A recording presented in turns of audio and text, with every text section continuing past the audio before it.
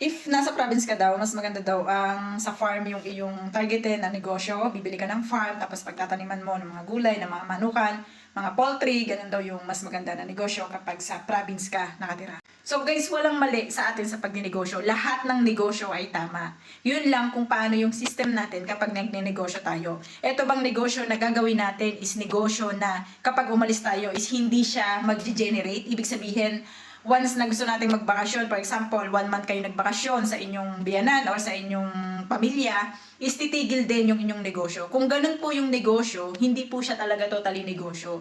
Siya po ay trabaho. Ibig sabihin, pag tumigil ka sa ginagawa mo, ay titigil din po ang pasok ng income side. Dito guys, tayo nagkakaroon ng konting pagtatalo sa mga ganitong bagay kasi akala natin kapag nagpatayo tayo ng isang business, is negosyo siya para sa atin kung alam natin na standing, halimbawa sari-sari store, grocery store, negosyo naman talaga siya. Hindi natin siya minamali. Walang mali. Kahit poultry, kahit po farm, kahit magtanim kayo ng palay, magtanim kayo ng tubo. Actually, ang tatay ko is sa tubuhan talaga ang kanyang genre ng business niya.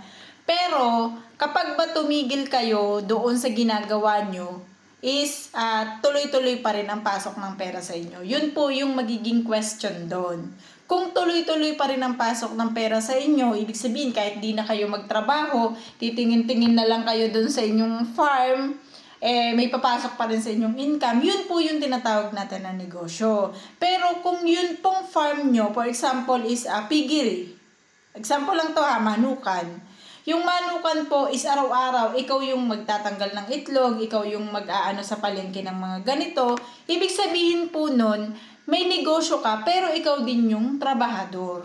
Ibig sabihin kapag nag-stop ka po ng pagtatrabaho doon sa negosyo na yon, ibig sabihin mag-i-stop din po ang pasok ng pera doon sa negosyo mo. Ibig sabihin hindi siya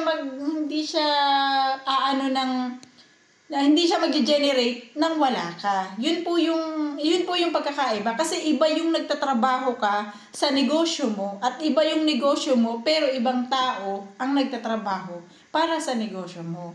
Siyempre tayong mga Pilipino sa una talagang dadaan tayo sa ganon. Tayo yung magtatrabaho para dun sa ating negosyo. Tayo yung magsisimula. Tayo yung lahat ng flow, pag-aaralan natin 'yan. Tapos kapag naayos na po, saka naman natin siya ipapasok bilang isang business. Ibig sabihin papalakihin natin, kukuha tayo ng tao na mag-a-assist po doon sa ating mga negosyo. At the same time, papasok na naman tayo sa iba. Kumbaga magbabranch tayo para doon sa negosyo na yun. Yun po yung kaibahan guys. Huwag kayong malilito. Wala pong mali sa negosyo natin. Nagkataon lang kasi na merong negosyo na ikaw ang trabahador at may negosyo na iba po yung magiging trabahador mo. Ang negosyo na ikaw ang trabahador, ibig sabihin trabahador ka doon sa sarili mong negosyo. Once stop ka rin.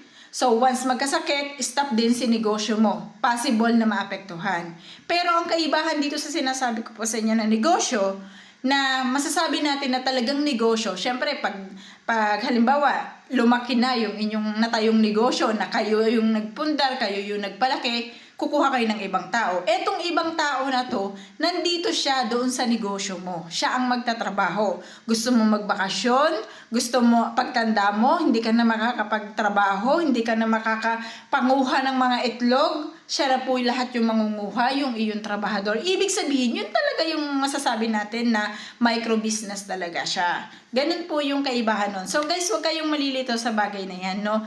Meron talaga tayong sinasabi na negosyo na ikaw yung trabahador, pero may negosyo na iba yung trabahador. Mas maganda po kapag kayo ay magnegosyo is meron siyang system. So, kahit malalaki po yung mga business na naririnig nyo, system talaga ang sasabihin nila sa inyo.